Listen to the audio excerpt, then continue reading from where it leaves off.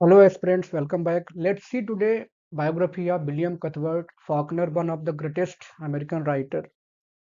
He has won Nobel Prize in his literary career और बात करते हैं इनके इन्फ्लुएंस की तो इन्होंने न केवल बहुत सारे पॉपुलर नॉवेल्स भी लिखे हैं, शॉर्ट स्टोरीज लिखी, इसके अलावा इन्होंने Gabriel Garcia Marquez, Tony Morrison जैसे राइटर्स को भी इन्फ्लुएंस किया क्योंकि इन लोगों ने काफ़ी कुछ बोरो किया था इनके एक्सपेरिमेंटल स्टाइल से। स्ट्रीम ऑफ कॉन्शसनेस जो टेक्निक है से काफ़ी कुछ इन राइटर्स ने इनकी राइटिंग से बोरो किया है। अमेरिका की जो लिटरेरी हिस्ट्री है उसमें विलियम फॉकनर, अर्नेस्ट हेमिंग्वे और कुछ और राइटर्स हैं जिनका नाम अक्सर लिया जाता है, तो इनके बिना जो लिटरेचर है अमेरिका का वो अधूरा समझा जाता है। यूपी पीजीटी के सिलेबस में इनको शामिल किया गया है।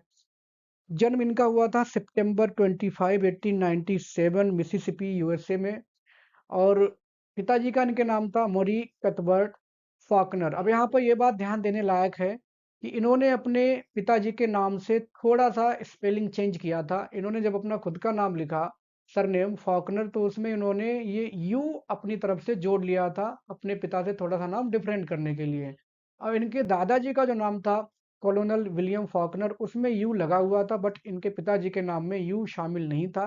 फिर इन्होंने वापस अपनी उस ट्रेडिशन पे चले गए अपने पिता से नाम थोड़ा डिफरेंट करने के लिए। जब इनके पिताजी की मतलब इनके दादाजी की सॉरी डेथ हुई है तो कुछ इकोनॉमिक कंडीशन आई थी इनके परिवार पर जिसकी वजह से इन्होंने जो मिसिसिपी शहर मेन था वहां से छोड़कर ये जो बगल वाला एक टाउन था ऑक्सफोर्ड वहां ये लोग जाकर के शिफ्ट हो गए और वहीं पर ही इनके पिताजी ने एक स्टोर खोला और बाकी जो इकोनॉमिक्स रिसोर्सेज थे उस हिसाब से उन्होंने अपना काम चलाया अपने परिवार का भरण पोषण किया। अर्ली चाइल्डहुड इनका बहुत अच्छा नहीं था क्योंकि ये 4-5 भाई-बहन थे और उन चारों भाई-बहनों में इनकी आपस में बहुत अच्छी नहीं बनती थी। इसके अलावा इन्हें अपने पिताजी की जो ड्रिंकिंग हैबिट थी वो भी पसंद नहीं थी, उनके पापा अल्कोहलिक थे। पसंद ज़रूर नहीं थी लेकिन कहीं न कहीं इन पर भी असर हुआ है और बाद में लेटर लाइफ़ में ये भी बड़े होकर के अल्कोहलिक ही बन गए अपने पिताजी की तरह और ये ड्रिंकिंग की वजह से इनके परिवार में हमेशा फाइनेंशियल प्रॉब्लम्स बनी रहीं। माताजी इनकी बहुत ही सोबर और डिसेंट बिहेवियर की थी। उन्होंने ही सबसे पहले इनको तमाम जो इंग्लिश के ग्रेट राइटर्स थे डिकिंस, मार्क ट्वेन, शेक्सपियर से परिचय कराया और धीरे-धीरे इनका इंटरेस्ट रीडिंग में बढ़ाया। 1915 में इन्होंने हाई स्कूल में एडमिशन लिया बट पूरी एजुकेशन किए बिना ही इन्होंने उसको ड्रॉप कर दिया।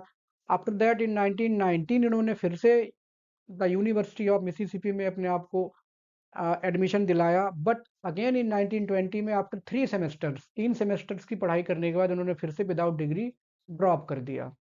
ज़्यादा पढ़ाई तो नहीं कर पाए फॉर्मल बट राइटिंग और रीडिंग में इनका इंटरेस्ट था तो बहुत कीन रीडर थे और इनकी इस रीडिंग हैबिट को एनकरेज किया इनके परिवार के जो फैमिली फ्रेंड थे फिल स्टोन एक जो कि एक लॉयर थे। इन्होंने इनको एनकरेज किया इनकी स्टोरीज शॉर्ट स्टोरीज को देख के इनको एनकरेज किया कि हाँ आप एक राइटर बन सकते हैं और पब्लिशर्स को भी खोज करने में इन्होंने मदद की फिल स्टोन ने। तो कहीं ना कहीं इनको राइटर बनाने का क्रेडिट पहले इनकी माँ सेकंड जो सबसे ज़्यादा क्रेडिट दिया जा सकता है तो फिल स्टोन को दिया जा सकता है जिसकी वजह से वो अपने राइटिंग के फील्ड में आगे बढ़े।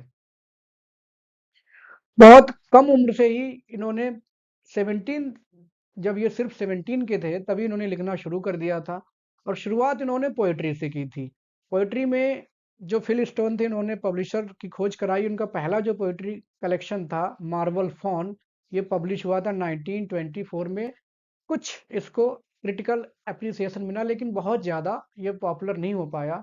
उसके बाद इनका first novel just next year इन्होंने लिखा अ सोल्जर्स पे 1925 में और मेन इनको जो सफलता मिली वो 1929 से मिली। लेकिन इनका जो सेकंड नोवेल था जो सार्टरिस उसमें इन्होंने एक फिक्शनल टाउन क्रिएट किया था जैसे थॉमस हार्डी ने क्रिएट किया था वेसेक्स, अपने इंडियन राइटर आर के नारायण ने किया था मालगुडी। तो ठीक उसी हिसाब से इन्होंने एक फिक्शनल टाउन क्रिएट किया जिसका नाम है योकना पटाफा। योकना पटाफा इसका थोड़ा प्रोनाउंसिएशन डिफरेंट हो सकता है, डजंट मैटर, आपको बस याद रखना है। तो ये फिक्शनल टाउन के लिए जाने जाते हैं। मैक्सिमम इनके नॉवेल्स इसी फिक्शनल टाउन में सेट हैं और सार्टरिस से ये इंट्रोड्यूस किया गया था। अगर क्वेश्चन बनता है कि which is the first novel William Faulkner created the fictional town, that is Sartoris. 1929 में इनका जो सबसे फेमस, सबसे ज्यादा पॉपुलर नोवेल आया था, साउंड एंड द फ्यूरी, जो कि उन्होंने मैकबेथ प्ले है विलियम शेक्सपियर का, वहां से इस टाइटल को बोरो किया था। इससे ये बहुत ज्यादा फेमस हो गए 1929 से। इस तरह से चीजें इनकी बढ़ती गई, करियर इनका आगे बढ़ता गया। उस करियर में इन्होंने, जब कभी भी इन पर फाइनेंशियल क्रंच आया, फाइनेंशियल प्रॉब्लम्स आई, तो इन्होंने हॉलीवुड में भी जाके काम किया, स्क्रीन राइटिंग का काम किया, फिल्म्स में इन्होंने अपना योगदान दिया। और वहां जाकर इन्होंने अर्नेस्ट हेमिंग्वे का एक वर्क है टू हैव और हैव नॉट, उसका, इसके अलावा कुछ और वर्क से उनका स्क्रीन राइटिंग की। नोबेल प्राइज इनको मिलता है 1949 में, इनको नोबेल प्राइज भी मिला था। इसके अलावा पुलित्जर प्राइज उन्होंने 2 बार जीता, एक बार 1954 में फॉर अ फेबल के लिए जीता था। ये चीजें याद रखने वाली होती हैं, क्योंकि अक्सर ऐसे क्वेश्चन पूछ लिए जाते हैं। और सेकेंड टाइम इनको 1963 में मिला था, जो कि पॉस्ट्यूमसली मिला, क्योंकि 1962 में ही इनकी डेथ हो जाती है। तो 1963 में जो इनको पुलित्जर प्राइज मिला था, इट वाज गिवन पॉस्ट्यूमसली, क्योंकि he was not alive that time. इसके लिए मिला था, द रिवर्स के लिए। डेथ, जैसा कि मैंने आपको बताया, भले ही हमने अपने पिताजी की ड्रिंकिंग हैबिट पसंद नहीं थी, लेकिन अनफॉर्चुनेटली एक असर होता है एनवायरनमेंट का बच्चे के ऊपर, तो धीरे धीरे पड़ता गया, और बड़े होकर ये भी अल्कोहलिज्म के एडिक्शन में चले गए। थ्रू आउट इज लाइफ इन्होंने, यहाँ पर ये थोड़ा साथ में प्रिंट हो गया है, टाइप हो गया है एक्चुअली, पूरी लाइफ इन्होंने अल्कोहलिज्म से एडिक्टेड थे। और इसी वजह से इनकी मैरिज लाइफ भी बहुत ज़्यादा खुशहाल नहीं रही। और हार्ट अटैक आता है इनको जुलाई 6 1962 में, at the age of 64 he was died, he was dead in July 6 1962 में इनकी मृत्यु हो जाती है।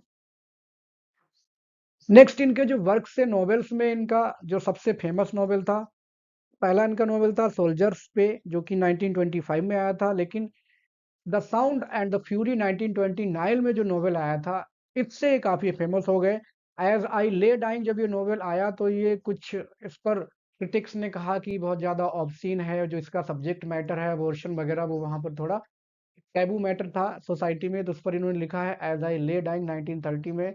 कुछ और नॉवेल्स फेमस, जैसे Sanctuary, Absalom Absalom, the Unvanquished, Go Down Moses, ये सारे नॉवेल्स इन्होंने लिखे हैं, जो कि एक क्रोनोलॉजिकल ऑर्डर में मैंने यहाँ पर आपकी सुविधा के लिए लिखे हैं।